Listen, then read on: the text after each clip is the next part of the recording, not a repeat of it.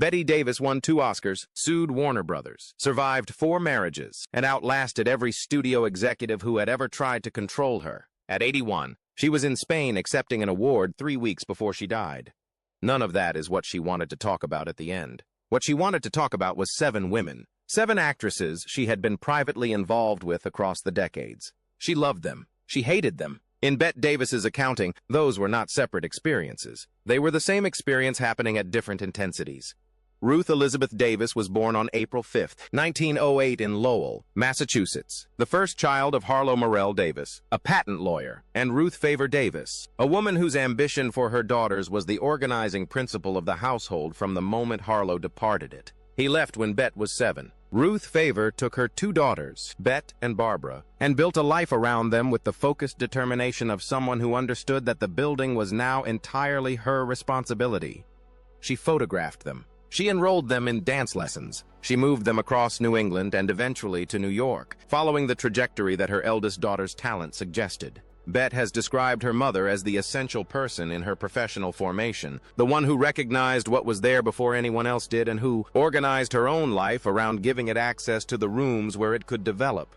The training began formally at John Murray Anderson's dramatic school in New York, where she encountered for the first time the specific culture of theatrical ambition that she would inhabit for the rest of her life. She was not the most conventionally beautiful student in the building. She was something more useful. She was the most completely committed. Her teachers described her intensity as sometimes alarming. Her fellow students described her as the person who made you reconsider whether you were working hard enough, not through encouragement, but through the sheer evidence of her own effort. She would be first in the room and last to leave it. She would work a scene until it broke open and then work it again in case she had missed something in the breaking. The intensity that would later make studio executives reach for the word difficult was visible from the beginning, and from the beginning it produced the same result it would later produce on film sets, which was work of a quality that the people complaining about the difficulty found impossible to argue with on any grounds that mattered. Hollywood did not receive her with immediate enthusiasm. Universal signed her in 1930 and the studio head Carl Laemmle Jr., upon viewing her first screen test, reportedly said she had about as much sex appeal as Slim Somerville, who was a character comedian known for his gaunt, unlovely appearance. Davis received this assessment and did what she did with every assessment that opposed her trajectory, which was to ignore it and continue. Warner Brothers signed her in 1932, and she spent the following years in a sustained campaign to force the studio to give her material worthy of what she could do. She was assigned roles she found beneath her. She fought for different ones. She was punished professionally for the fighting. She fought anyway. Of Human Bondage arrived in 1934, a role that Warner Brothers had not wanted her to take because the character was too unsympathetic and the film was an RKO production. Davis lobbied, borrowed, and persisted until she was in front of the camera playing Mildred Rogers, the cruel and manipulative waitress who destroys the man besotted with her. She played Mildred without softening, without the instinct toward audience approval that most actresses, understanding their commercial function, built into their performances as insurance. She played her as she was, vicious, degraded, and entirely convincing. The Academy failed to nominate her. The public outcry about the omission was significant enough to produce a write-in campaign that nearly overturned the result. She won the Academy Award the following year for Dangerous, a film she considered inferior to Of Human Bondage, which is the kind of institutional irony that she found characteristically unsurprising. She sued Warner Brothers in 1936. The lawsuit was filed in England, where she had gone to make films for a competing studio after the studio refused to improve her working conditions. The case was heard in London. She lost. She returned to Warner Brothers with nothing legally gained and with everything strategically accomplished, because the lawsuit had established in every corner of the industry that Bette Davis was a person who was prepared to sacrifice her professional position for her principles, and that this made her considerably more dangerous than the studio had calculated.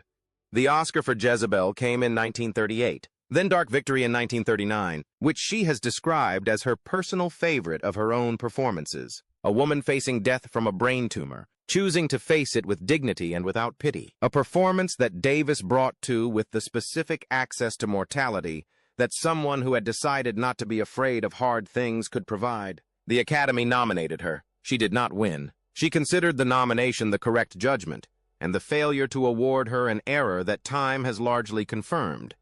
The studio years produced the performances and also produced the institutional battles that ran alongside every film she made. She fought for script approval. She fought against casting she found inappropriate. She fought to be allowed to look the way the character looked, rather than the way the makeup department thought she should look. Every fight cost her something. She did not stop fighting.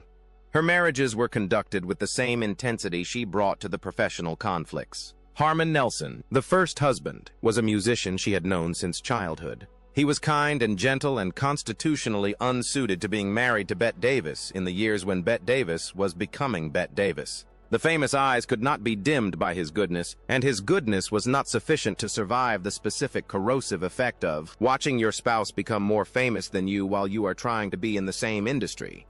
By 1938, it was over. She was 30. She had a career. She did not have a private life that corresponded to any recognizable template. Arthur Farnsworth, the second husband, was not in the industry. A New England innkeeper with a calm that was the opposite of everything Hollywood produced. He offered her something she had not encountered in the professional world, which was the experience of being with someone who was not in competition with her. They married in 1940. In August 1943, he collapsed on a street in Hollywood from a head injury sustained under circumstances that were never fully explained. He died 2 days later. She was 35 years old. He was the one she mourned longest. William Grant Sherry, the third husband, was an artist, physically striking in the way that made the connection initially comprehensible and the marriage subsequently bewildering to most people who observed it. Their daughter Barbara was born in 1947, Barbara Davis Sherry, who became B.D. Heyman, who grew up and published a memoir called My Mother's Keeper in 1985 that described Bette Davis with a harshness that Davis experienced as the deepest personal betrayal of her life. She disinherited her daughter. She did not speak to her again.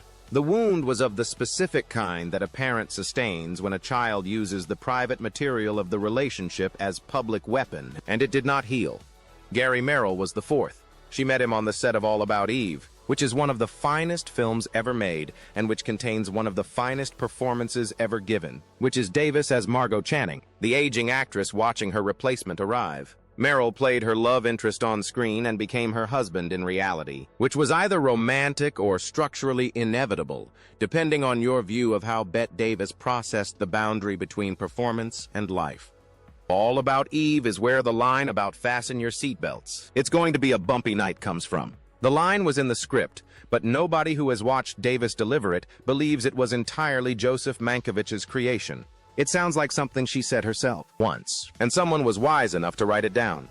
The Merrill marriage lasted a decade and ended in the specific exhaustion of two people who were equally strong-willed and equally unwilling to absorb the other's force indefinitely. By 1960, it was over. She was 52 and had been married 4 times and had 10 Academy Award nominations and 2 wins and a career that had generated more sustained critical debate than any actress of her generation. She also had a list. The list was not documented contemporaneously. It circulated, as these things do, through the specific channel of people who had been in the room when she was speaking without the awareness that what she was saying was being remembered for later use. By the final years of her life, Davis had reached the specific freedom of someone who understands they are running out of time and has decided that the remaining time will not be spent maintaining performances that no longer serve any purpose. Tallulah Bankhead was the first name. Bankhead was everything that Bette Davis was not in terms of public presentation, extravagant where Davis was controlled, openly transgressive where Davis was strategically provocative, famous for her affairs with both men and women in an era when such fame was a calculated act of social defiance. Davis said Tallulah was outrageous, darling, simply outrageous, that she considered the whole world her stage, including Davis's bedroom. The specific complaint was not about the encounter itself, but about what followed it. She would sleep with you one night and insult you at a party the next morning, Davis said. The betrayal was not intimacy. It was the weaponization of intimacy. Joan Crawford was the second. The feud between Davis and Crawford has been so thoroughly documented and dramatized that the private history underneath it tends to disappear into the public spectacle. Davis's version of the private history was direct. She said that she and Crawford had been intimate before they became rivals, that Crawford in bed was as calculating as Crawford in her career, that the eyes she was famous for contained at all times the specific expression of someone who was keeping score. The hatred, Davis implied, was personal in the precise sense. It came from having been close enough to know what you were dealing with. Barbara Stanwyck was cold. That was the word Davis used. Cold in the specific way of someone who treats a private encounter as a professional transaction, who brings to it the same precision she brought to the set and the same absence of warmth. Davis said she admired Stanwyck's talent, which for Bette Davis was high praise, and despised her person, which was her standard allocation of judgments when she encountered competence without humanity. Marlene Dietrich was the one she could not resist and could not forgive for making her unable to resist. Davis said Marlene had an air about her, exotic and dangerous and intoxicating, that operated on you before you had decided to permit it to operate on you. The complaint was not about the attraction but about the withholding that followed it. Dietrich never gave herself fully to anyone. She kept a part of herself locked away. This was the thing Davis found unforgivable. Not unkindness, but the refusal of complete availability, the maintenance of a private reserve that Davis herself did not maintain and could not understand other people maintaining. Katharine Hepburn was the one whose stubbornness matched her own and whose pride exceeded it. Davis said they tried. The word tried carries the entire weight of the sentence. She said Hepburn wanted to be the man in every relationship and that Davis was not about to be anyone's conquest. The specific incompatibility was not attraction, which was evidently present, but the collision of two people who had each decided they would not be subordinate to anyone and had found in each other the one case where the decision was being tested from both directions simultaneously. Greta Garbo was a ghost. That was Davis's word. There, yet not there. Beautiful and haunting and infuriating in the specific way of someone whose presence is extraordinary and whose absence, which follows without warning and lasts without explanation, is the thing you end up organizing your feelings around. Davis said she couldn't stand the detachment. The detachment was the point of Garbo, the quality that the public received as mystique and that Davis, having encountered it privately, received as something more like cruelty. Claudette Colbert was the final name, sweet on the surface, Davis said, and venomous underneath. The specific formulation was that Colbert would smile at you while stabbing you in the back, which is the description of a social performer of the first order, someone whose charm is the instrument of something else entirely. Davis said she hated her for the duplicity more than anything, which tells you something about what Davis valued, which was directness, even directness in the service of hostility. The 7 names constitute a portrait of the private social world of old Hollywood's most powerful women that the studio publicity machine spent 4 decades building a wall around. Davis named them from the specific authority of someone who had been inside that world, who had participated in its private dynamics, who understood what the concealment had cost everyone required to maintain it, and who had reached the point in her life where the cost of continued concealment exceeded whatever benefit remained. Bette Davis died on October 6, 1989 at the American Hospital in Neuilly-sur-Seine outside Paris, from the breast cancer she had been fighting for several years. She was 81 years old. She had been in Spain to accept an award at the San Sebastian International Film Festival days before, arriving frail and appearing, according to everyone present, entirely unwilling to let frailty make her smaller than she was. She had taken her final bows on a Spanish stage with the same combination of defiance and dignity that had characterized every appearance she had made since 1934.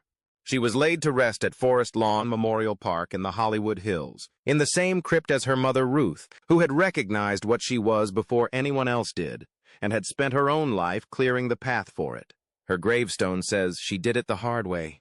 She chose those words herself. They are accurate. They are also, as epitaphs go, a statement of principle rather than simply a summary of biography. She did it the hard way, because the hard way was the only way that preserved the thing she had decided she was for, which was not comfort, and not the approval of institutions that preferred their most powerful women, grateful and cooperative. She was neither. She was Bette Davis. The 7 women she named understood, from direct personal experience, exactly what that meant. They were the ones she chose. They were the ones she hated. In her particular accounting, those 2 things were not contradictory. They were the same thing stated twice. She did it the hard way, all of it. The career and the marriages and the losses and the list. She did it the hard way, and she put that on the stone, and she named the 7 women, and she let the names sit in the record without apology or retraction. That was the final performance. She gave it without a camera, and without an audience, and without the expectation of a review. It was the best one she ever gave.